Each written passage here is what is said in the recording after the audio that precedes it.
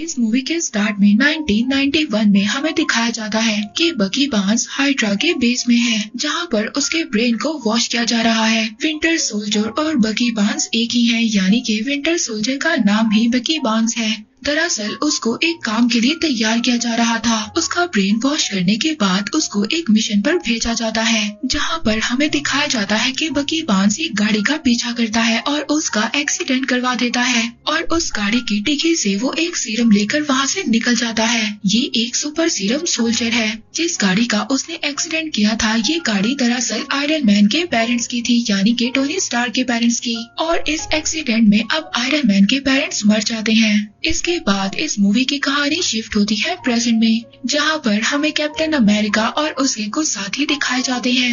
ये सब के सब नाइजीरिया के लैब में हैं। वहां पर एक सोल्जर को, जिसका ब्रेन बिल्कुल बकी बार्न्स की तरह वॉश किया गया है, उसको एक बायोलॉजिकल वेपन चुराने से रोक रहे होते हैं। कैप्टन अमेरिका के साथ उसकी पूरी टीम भी थी। अब उसकी पूरी टीम उन लोगों को एक एक कर मार देते हैं। अब वो एक सिर्फ सुपर सोल्जर बचता है और उसके सामने कैप्टन अमेरिका था।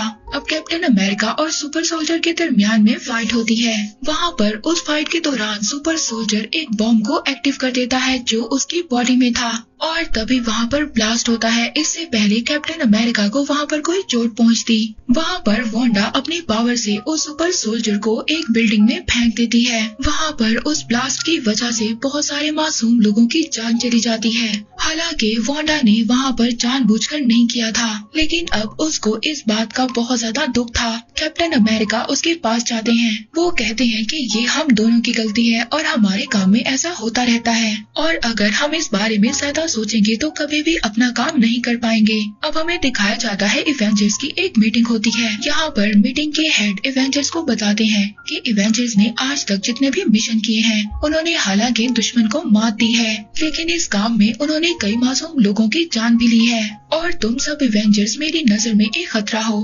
तुम बगैर परमिशन के किसी न किसी कंट्री में चले जाते हो और वहाँ पर जाकर तोड़फोड़ करते हो, जिससे कई मासूम लोगों की जान चली जाती है। लेकिन अब ऐसा नहीं होगा। मेरे पास इस बात का एक हल है। वो वहाँ पर सबको एक एग्रीमेंट देता है जिसका नाम है सोकोविया एकॉर्ड्स और इसमें इस बात को लिखा हुआ था कि इवेंजर्स अपनी मर्जी से कहीं भी किसी भी कंट्री में नहीं जा सकते और वो अब एक प्राइवेट ऑर्गेनाइजेशन नहीं रहेगी, बल्कि वो लोग अब एक यूएन के अंडर काम करेंगे। जैसे ही यूएन उनको ऑर्डर देगी तभी वो काम करेंगे। और यहाँ पर हम आयरन मैन यानी कि टोनी स्टार्क को भी देखते हैं, जो इस बात पर एग्री होता है, क्योंकि वो इस बात को जानता था कि उनकी फाइट के दौरान बहुत ज्यादा मासूम लोगों की जाने जाती हैं। यहाँ पर टोनी स्टार अपने पहले मिशन को याद कर रहा था कि जिस मिशन की वजह से बहुत ज्यादा बर्बादी हुई थी, तो यहाँ पर वो सबका जिम्मेदार अपने आप को कह रहा था। इसलिए वो सोकोविया एकॉर्ड्स के एग्रीमेंट पर तैयार था। लेकिन यहाँ पर कैप्टन अमेरिका इस एग्रीमेंट पर साइन नहीं करना चाहते थे, क्योंकि उसको गवर्नमेंट पर बिल्कुल भी भरोसा नहीं था।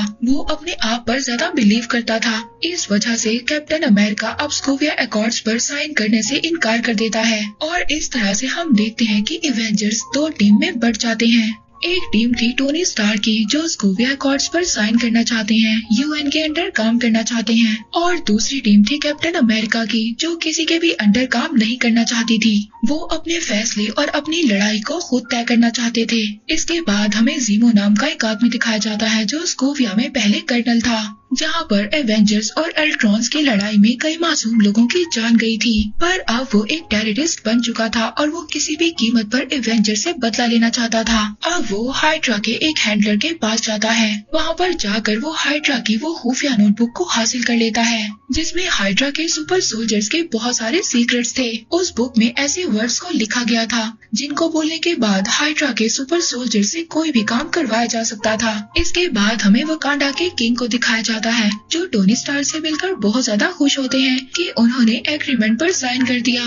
तभी वहाँ पर एक बॉम्ब ब्लास्ट होता है, जिसमें वकांडा के किंग की डेथ हो जाती है। किंग तचाला उनकी डेथ से पूरी तरह टूट जाता है, यानी कि ब्लैक पैंथर जिसको हम जानते हैं। जब वो लोग सीसीटीवी फुटेज को चेक करते हैं तो उसमें दिखाया जाता है कि जिस आदमी ने बॉम्ब ब्लास्ट किया था उसकी शक्ल बिल्कुल बकी बार्न्स से मिलती है। इसीलिए अब ब्लैक पैंथर किसी भी तरह बकी बार्न्स को खत्म करना चाहता था।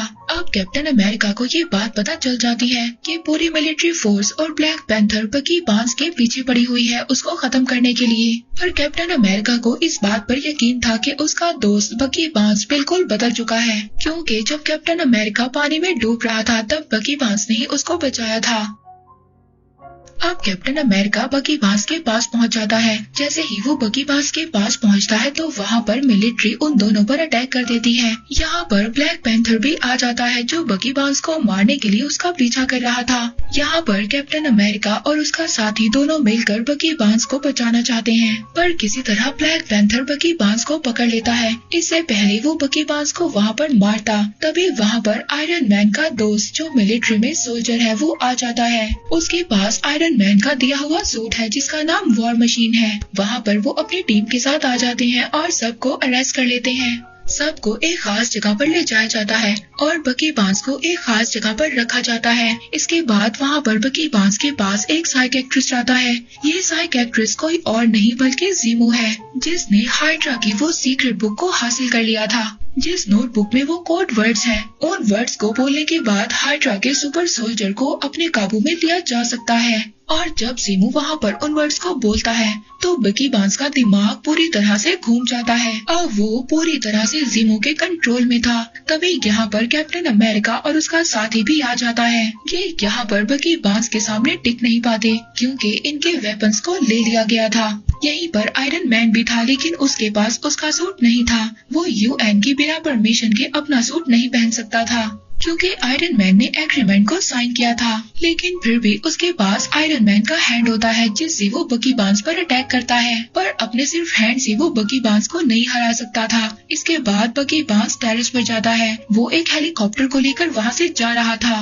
तभी वहाँ पर कैप्टन अमेरिका जाता है। वो इसके हेलीकॉप्टर को पकड़ लेता है और ये दोनों पानी में गिर जाते हैं। अब बकी बार्न्स यहाँ पर बेहोश हो जाता है। कैप्टन अमेरिका उसको उठाकर अपने साथ ले जाता है और जब बकी बार्न्स को होश आता है तो वो पहले की तरह नॉर्मल हो जाता है। तो वो यहाँ पर कैप्टन अमेरिका को बताता है कि हाइड्रा का प्रोग्राम आज भी मेरे दिमाग में है। उस आदमी ने मेरे सामने उन वर्ड्स को पढ़ा जिसे सुनने के बाद मेरी विंटर सोल्जर वाली पर्सनालिटी एक्टिव हो गई। वो साइबेरिया के बारे में जानना चाहता था। साइबेरिया हाइड्रा का एक बहुत ही खुफिया कैंप था और यहीं से इस मूवी की स्टोरी 1991 में जाती है। हम यहाँ पर फ्लैशबैक को देखते हैं। जब बकी बार्न्स पूरी तरह से हाइड्रा के कंट्रोल में था, उस वक्त उसने टोनी स्टार्क यानी कि आयरन मैन के पेरेंट्स की गाड़ी पर अटैक किया था और उस एक्सीडेंट में आयरन मैन के पेरेंट्स मर चुके थे। बकी बार्न्स ने उस गाड़ी से उस सुपर सोल्जर सीरम को भी चुरा लिया था। इस सीरम से हाइड्रा बहुत ज्यादा सुपर सोल्जर्स को बनाती है जो बकी बार्न्स से भी बहुत ज्यादा पावरफुल है और ये लोग आज भी साइबेरिया के एक खुफिया कैंप में हैं और इनका भी मेरी तरह से पूरा ब्रेन वॉश है और ज़ीमो इन लोगों का इस्तेमाल करना चाहता है।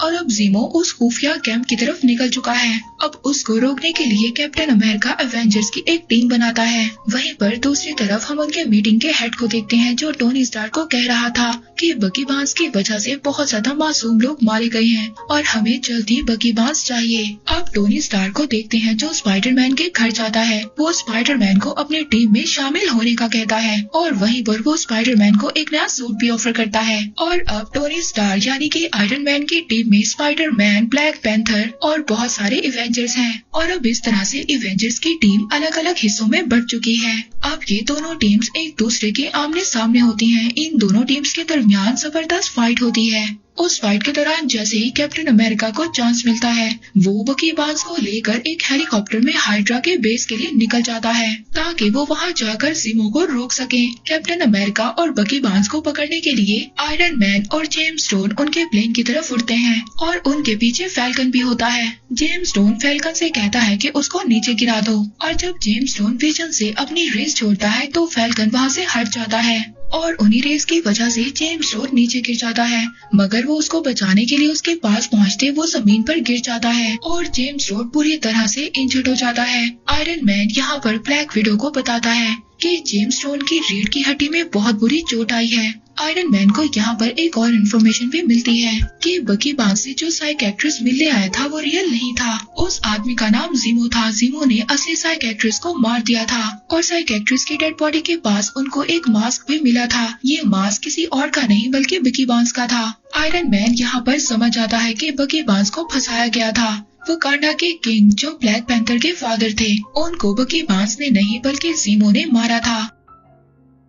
अब यहाँ पर टोनी स्टार्क आयरन मैन को अपनी गलती का एहसास होता है। वो वहाँ पर कैप्टन अमेरिका के साथियों के पास जाता है जहाँ पर उनको कैद कर रखा हुआ था। वो फैल्कन के पास जाता है और उसे ज़ीमो की सच्चाई के बारे में बताता है और साथ ही वो कहता है कि मुझे मेरी गलती का एहसास है, तुम मुझे बताओ कि कैप्टन अमेरिका कहाँ गया है। लेकिन यहाँ पर फैल्कन आयरन मैन को कहता है कि तुम्हें अकेले ही जाना होगा। वो ये नहीं चाहता था कि मिलिट्री की आर्मी भी उसके साथ जाए। इसके बाद टोनी स्टार्क हेलीकॉप्टर में बैठकर यहाँ से चला जाता है और जब वो हेलीकॉप्टर में बैठा होता है तो वो अपना आयरन मैन सूट पहन लेता है और वो साइबेरिया के लिए निकल जाता है। वहीं पर हम ज़ीमो को देखते हैं जो साइबेरिया के उसी कैंप तक पहुँच गया था जहाँ पर बकी बार्न्स की तरह 5 और सुपर सोल्जर्स हैं। ये सब के सब स्लीपिंग चैम्बर के अंदर होते हैं। अब यहाँ पर आयरन मैन भी पहुँच जाता है जो बकी बार्न्स और कैप्टन अमेरिका से मिलता है। आयरन मैन यहाँ पर आकर कैप्टन अमेरिका से कहता है कि मैं तुम्हारा साथ देने के लिए यहाँ पर आया हूँ। अब ये लोग उस जगह पर जाते हैं जहाँ पर 5 स्लीपिंग चैम्बर्स हैं। यहाँ पर वो लोग देखते हैं कि उन 5 सुपर सोल्जर्स को किसी ने नींद में ही फायर कर मार दिया था। तभी इन्हें यहाँ पर ज़ीमो की आवाज आती है जो एक बहुत ही मजबूत दरवाजे के पीछे था। ज़ीमो यहाँ पर इनको बताता है कि इन 5 को मैंने ही मारा है। मेरा मकसद इन 5 को मारना नहीं था, बल्कि मेरा मकसद तो ये था कि तुम सब लोग यहाँ पर आओ। तो कैप्टन अमेरिका ज़ीमो से कहता है कि तुमने वकांडा के किंग को सिर्फ इसलिए मारा ताकि हम लोग यहाँ पर आ सकें। अब जैसे ही कैप्टन अमेरिका ये सब कुछ बोलता है तो वहाँ पर ब्लैक पैंथर भी मौजूद था जो ये सब कुछ सुन लेता है। तो वो ये बात सुन लेता है कि उसके फादर को बकी बार्न्स ने नहीं बल्कि ज़ीमो ने मारा है। अब इससे पहले ये ज़ीमो पर अटैक करता ज़ीमो यहाँ पर एक रिकॉर्डेड कैसेट चलाता है जो रिकॉर्डेड कैसेट 1991 की थी। उस वीडियो रिकॉर्डेड में आयरन मैन देखता है कि बकी बार्न्स ही था जिसने उसके पेरेंट्स को मारा था। वो वीडियो देखने के बाद आयरन मैन बिल्कुल आउट ऑफ कंट्रोल हो जाता है। वो कैप्टन अमेरिका से वहाँ पर पूछता है कि क्या तुम्हें इन सब चीजों के बारे में पता था। तो जैसे ही कैप्टन अमेरिका हाँ बोलता है, टोनी स्टार्क आयरन मैन उस पर अटैक कर देता है। साथ ही में वो यहाँ पर बकी बार्न्स को भी मारना चाहता था। इन तीनों के दरमियान एक बहुत ही खतरनाक फाइट होती है जिसमें आयरन मैन बकी बार्न्स को मारना चाहता था, लेकिन कैप्टन अमेरिका बकी बार्न्स को बचाना चाहता था। इसलिए नहीं कि वो उसका दोस्त था, बल्कि वो ये जानता था कि जिस वक्त बकी बार्न्स ने ये सब कुछ किया था वो अपने कंट्रोल में नहीं था। वो उस वक्त पूरी तरह से हाइड्रा के कंट्रोल में था। अब यहाँ पर इन तीनों के दरमियान एक बहुत ही खतरनाक फाइट होती है। बकी बार्न्स यहाँ पर आयरन मैन के सूट के आर्म रिएक्टर को पकड़ लेता है। तभी आयरन मैन की बॉडी से रेस निकलती हैं और वो रेस बकी बार्न्स की बाजू को अलग कर देती हैं जिसमें उसकी सारी पावर्स थी। इसके बाद वो कैप्टन अमेरिका को मारने वाला था, पर जैसे ही वो कैप्टन अमेरिका पर अटैक करने वाला था बकी बार्न्स उसका पाँव पकड़ लेता है जिससे कैप्टन अमेरिका को मौका मिल जाता है और वो टोनी स्टार्क यानी कि आयरन मैन को जमीन पर देकर मारता है और वो अपनी शील्ड से आयरन मैन के मास्क पर अटैक कर रहा था जिससे उसका मास्क तो टूट जाता है। अब वहाँ पर वो उसके चेहरे पर नहीं बल्कि उसके सूट के आर्म रिएक्टर पर अटैक करता है जिससे आयरन मैन का सूट पूरी तरह से डेड हो जाता है। कैप्टन अमेरिका अगर चाहता तो आयरन मैन यानी कि टोनी स्टार्क को मार भी सकता था, लेकिन वो ये जानता था कि टोनी स्टार्क का गुस्सा बिल्कुल जायज था। इसके बाद वो अपने दोस्त को यहाँ से लेकर जा रहा था। कैप्टन अमेरिका जब यहाँ से जा रहा था तो टोनी स्टार्क उसको कहता है कि ये शील्ड मेरे फादर ने तुम्हें दी थी और तुम इसके काबिल नहीं हो। तभी कैप्टन अमेरिका उस शील्ड को वहाँ पर फेंक देता है। वहीं पर दूसरी तरफ ज़ीमो को दिखाया जाता है जिसके पास ब्लैक पैंथर पहुँच चुका है। वो वहाँ पर ब्लैक पैंथर को बताता है कि मेरा बेटा एवेंजर्स का बहुत बड़ा फैन था, पर एवेंजर्स ने जब सोकोविया पर अटैक किया तो उसमें मेरा बेटा, मेरी वाइफ सबके सब मारे गए।